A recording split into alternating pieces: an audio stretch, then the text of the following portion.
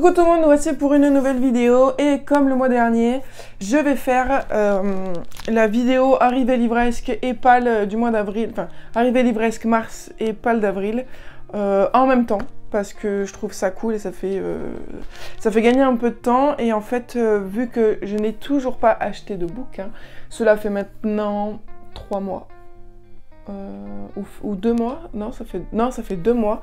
2 mois que je n'ai toujours pas acheté de livres et du coup moi ça me fait du bien financièrement étant donné qu'il y a plusieurs projets personnels à mener, mais aussi parce que je me consacre vraiment que aux auteurs auto-édités et petites maisons d'édition indépendantes et du coup en fait je lis que de ça et ça me plaît énormément et je compte continuer à ne plus m'arrêter, voilà, à ne plus en pouvoir.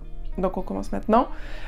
On va commencer par la pâle du mois d'avril. Donc ce sont des livres que j'ai reçus ce mois-ci, mis à part 3. Donc pour les livres que je n'ai pas reçus ce mois-ci, après comme ça on défilera sur les arrivées du mois de mars. Donc ceux que je n'ai pas reçus ce mois-ci, je vais lire le tome 2 de Ink Hank de S de Sheraton du coup. J'avais bien aimé le tome 1, même si j'avais eu quelques petits soucis, mais c'était un tome introductif. Là, on va rentrer directement dans la première enquête. Donc voilà, ça fait toujours du 60 pages, donc ça sera vite lu ce mois-ci. Ensuite, reçu ce mois-ci aussi, c'est Les Forêts de Dracula de Raphaël Eviana. Là aussi, c'est une auteure auto-éditée qui a pu faire paraître son roman grâce à une campagne Ulule. On va être sur du thriller un petit peu fantastique, avec une histoire de manoir, un homme mystérieux, une forêt, etc. Et vu la mise en page, ça sera aussi très vite lu. Donc voilà, très hâte. Ensuite, un livre que j'ai super hâte de lire et que je vais lire là, genre dès que j'ai fini, ça sera Les Animaux Barjots de Michael Parent. Là aussi, du coup, c'était un auto-édité. Et en fait, j'ai adoré ce concept parce que ici, en fait, il va regrouper des animaux auxquels on n'a pas l'habitude ou auxquels on n'a pas vraiment entendu parler ou qui ne sont pas vraiment mis en avant dans les différents livres animaliers. Et du coup, voilà, il va nous présenter tous ces animaux. Il en a fait une petite sélection, mais sous forme comique, c'est-à-dire qu'on va pas avoir du vocabulaire scientifique. Ça va être quelque chose qui va être très vulgarisé et tourné à l'humour pour faire passer un agréable moment. Et donc du coup, étant amoureuse des animaux, je ne pourrais passer qu'un très bon moment avec celui-ci. Ensuite, un livre que je n'ai pas reçu ce mois-ci, mais que j'ai reçu en novembre. Comme dit, tous les livres reçus seront lus. Il s'agit de l'aventure du prince Atmal de Sabrina Beza. Là aussi, c'est une auto-éditée, donc c'est en jeunesse, c'est à partir de 11 ans. Et on va parler du coup de l'aventure d'un petit garçon avec apparemment un lion, des animaux. Mais voilà, ça reste un peu du fantasy fantastique. Donc voilà, je vais m'y affairer aussi à celui-ci. Il fait 216 pages, donc il n'y a aucun problème pour que je le lise ce mois-ci. Ensuite, du coup, le livre que je n'ai pas lu en mars, c'est Les Rocheuses canadiennes de Kathleen Robinson. C'est un thriller aussi du coup, et là ça va être, ça parle de dépeceurs dans les forêts canadiennes, ça va être génial. Là aussi il fait du 230 pages, donc il sera lu aussi je pense dans la première quinzaine de avril. Ensuite, un autre livre que j'ai reçu en novembre, il s'agit de Ardian Vulpea Insula Serpilor, L'île aux serpents, tome 1 de Mehdi Marian. Je l'ai reçu aussi en novembre, ça va être un peu de la piraterie. Je n'ai jamais lu de roman sur la piraterie. J'ai toujours voulu essayer de me lancer dedans parce que les seuls livres que j'ai lus sur la piraterie, bien que je viens de dire que j'en ai jamais lu, mais parce que c'était des mangas et c'était One Piece. Et encore, c'est pas vraiment de la piraterie pure et dure. Là, apparemment, ça va l'être. Donc voilà, ça va vraiment être quelque chose de nouveau pour moi. Là, par contre, il fait un peu plus de 300 pages. Donc voilà, nous verrons bien, mais si je n'arrive pas à le lire ce mois-ci, ce sera le mois d'après. Sans aucun souci, vous inquiétez pas. Ensuite, le livre que je vais lire, là, après que j'ai fini le petit roman de Christophe Léon, ça va être Eucropia, mort programmée, tome 1 de Loïc Godard, que je dois lire avant le 9 avril, parce que c'est un service presse avec Simplement Pro. Là, donc Ucropia, mort programme, c'est en 2030 une loi mondiale impose une durée de vie de 21 915 jours, soit 60 ans. Voilà, un peu c'est la première phrase que je lis parce que après j'ai peur de vous donner trop de détails. Mais je pense que je vais vraiment beaucoup aimer, donc c'est une dystopie. Voilà, il fait du 250 pages, ça va être du vite lu aussi parce que je sens, il y a beaucoup de dialogue, pas beaucoup de descriptions, donc je pense que ça va vraiment le faire très bien. Ensuite, notre dystopie, ça va être Échaton Guy Roger Duvert. Là, ça va être un petit peu plus écologique parce que ça va être une histoire de surpopulation, de fin de civilisation à cause d'un désastre climatique. Voilà, j'adore ça, j'adore vraiment ça.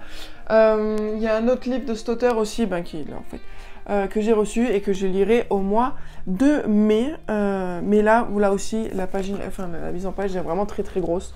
Donc ça va le faire très vite aussi, sans aucun souci. Ensuite, ma maison d'édition chouchoute et ex-aequo dans la collection Passerelle, oui c'est pour les ados, c'est le programme New Generation de Benjamin Getty. C'est un jeune auteur il est né en 2004, en 2022, donc il a 18 ans. Donc c'est un très jeune auteur.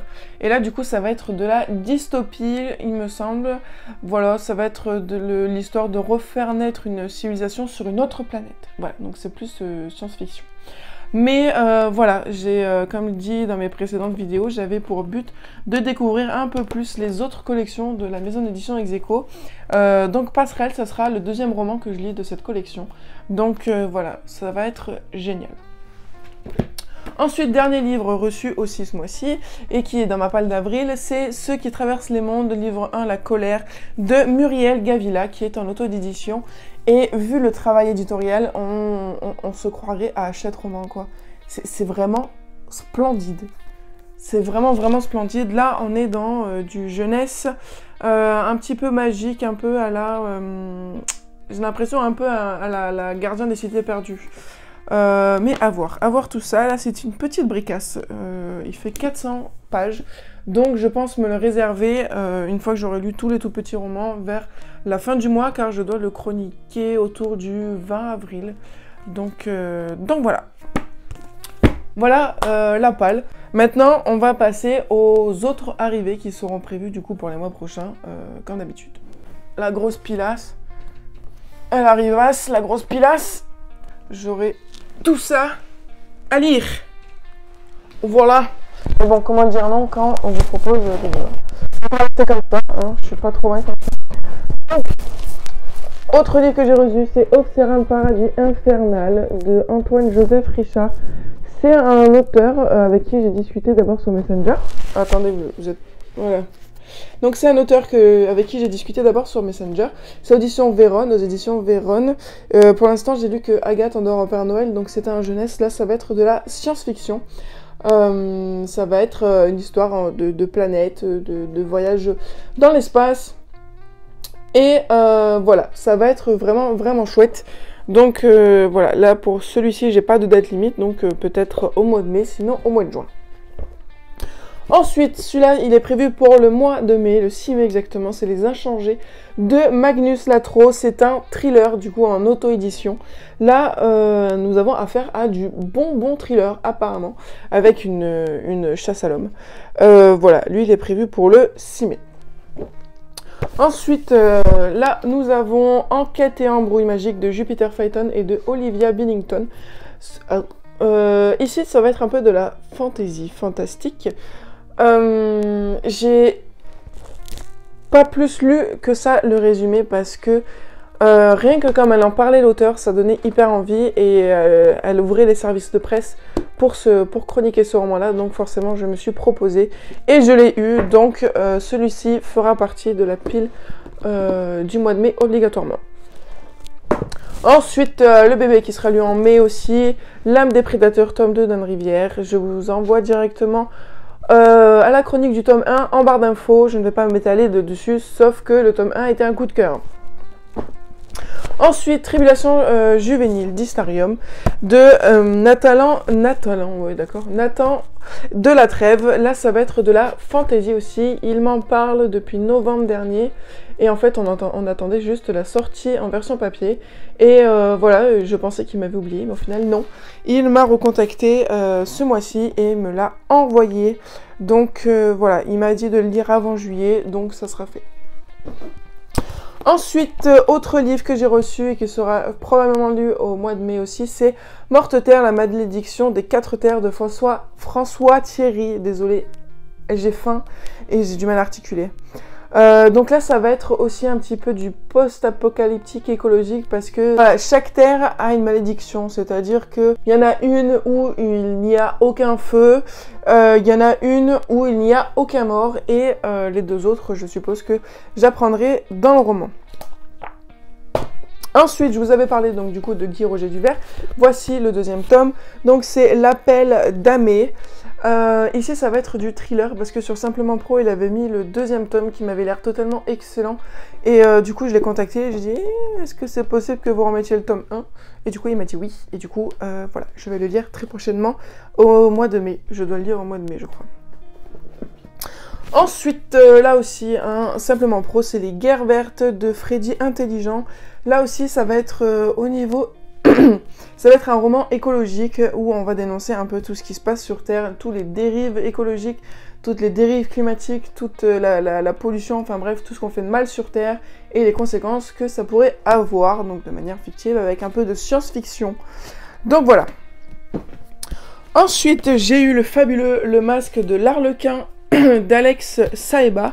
C'est une grosse brique. C'est une grosse brique, mais ça a l'air d'être un thriller totalement époustouflant avec un mystère à résoudre. Et là, on est sur du 560 pages, mais avec une mise en page plutôt pas mal. Donc, ça devrait se lire plutôt vite. Là, ce sera peut-être pas pour mai, mais juin, juillet.